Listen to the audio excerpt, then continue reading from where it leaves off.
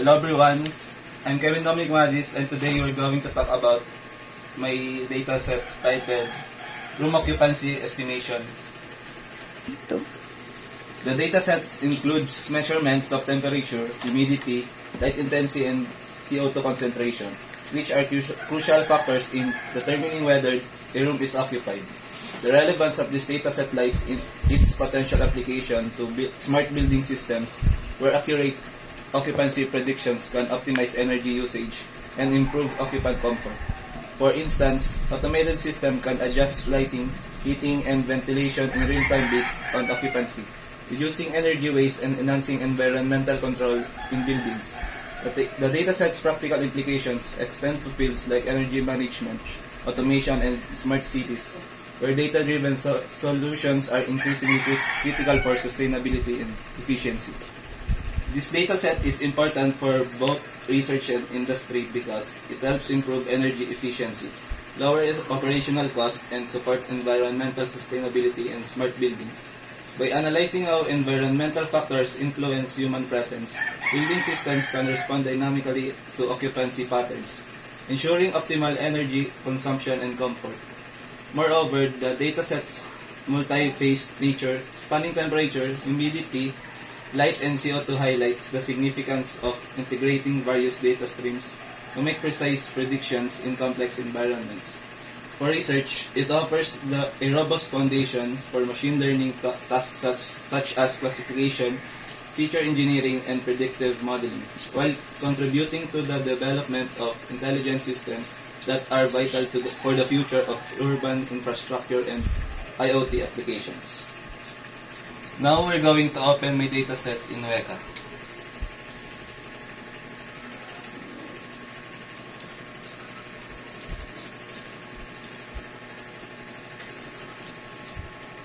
And this is the normalized dataset. Let's proceed to normalization.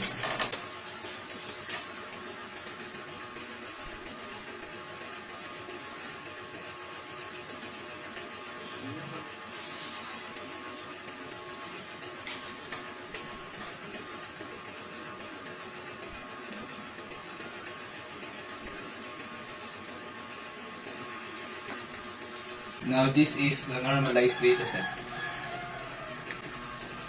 Now let's perform the classifying method.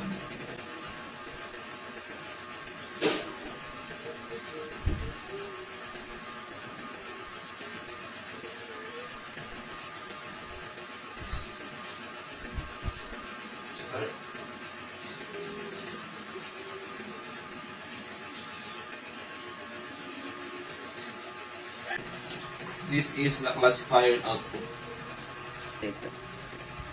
This is the stratified cross validation summary. Correctly classified instances is 9,548, which is 94.264%. This indicates a strong positive correlation between the predicted and actual values. A value of 0.84 suggests that the model is quite accurate in making predictions based on the environmental features. Mean absolute error is 0.1021, and this shows that on average the predicted values are off by 0.2326 units from the actual values. A lower value here indicates better accuracy in predictions. The root mean squared error is 0.226, and this metric is a bit higher, reflecting that there are some larger deviations in the predictions. But overall, it still suggests that the model provides reasonably good predictions. In relative absolute error, which is 58.7478%, relative absolute error is 34.4917%, and the root relative squared error is 58.7478%. This metric shows the percentage error relative to the actual values.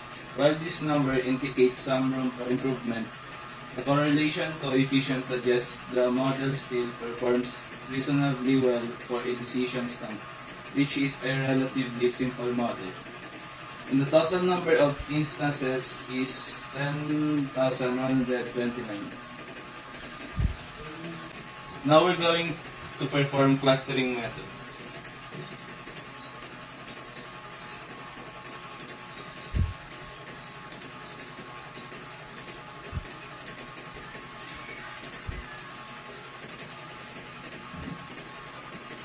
This is the cluster output. This is the cluster 0. Cluster 0 represents instances where the room is likely empty or has minimal activity. This is suggested by lower values in environmental factors such as light, sound, and CO2 concentration. The features that are characteristics of these clusters include lower light levels with S1 light, S2, S3, and S4 light averaging significantly lower than cluster. Low sound levels and CO2 concentration, which suggests that the room is not heavily occupied and activity levels are minimal. Lower PIR sensor values, implying fewer people or little movement. The cluster 1 represents instances where the room is likely occupied or has a higher activity levels.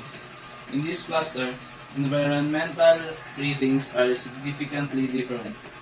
Higher light levels indicating that the room is brightly lit, which could be due to people being present and interacting with the space.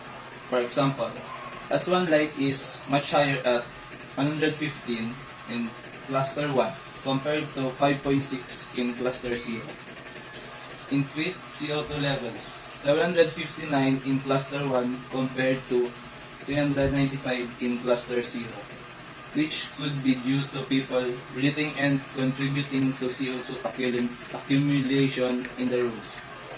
Higher PIR sensor values, which further confirm the presence of individuals in the room. For instance, S6 PIR and S7 PIR are higher in cluster 1.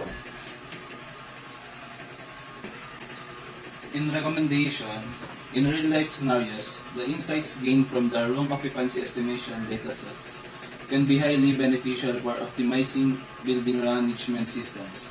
By implementing clustering-based models like the one presented here, building administrators can achieve significant energy savings. For instance, during periods identified as cluster 0, the system can automatically adjust lighting, heating, and ventilation to minimal levels, reducing energy consumption. Conversely, during cluster 1, the system can enhance comfort by increasing lighting and adjusting the temperature or ventilation to meet the needs of the occupants.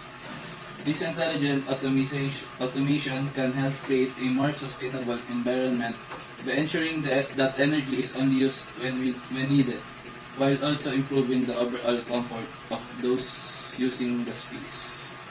Data-driven approach can be applied not just in residential settings, but also in large-scale commercial buildings, conference halls, or offices, where optimizing space utilization and reducing unnecessary energy expenditure are key goals. Additionally, such systems could be integrated with emergency protocols, ensuring that lighting, temperature, and air quality are adjusted to safe levels during evacuations or emergencies, while further enhancing safety and operational efficiency. That's all, and thank you.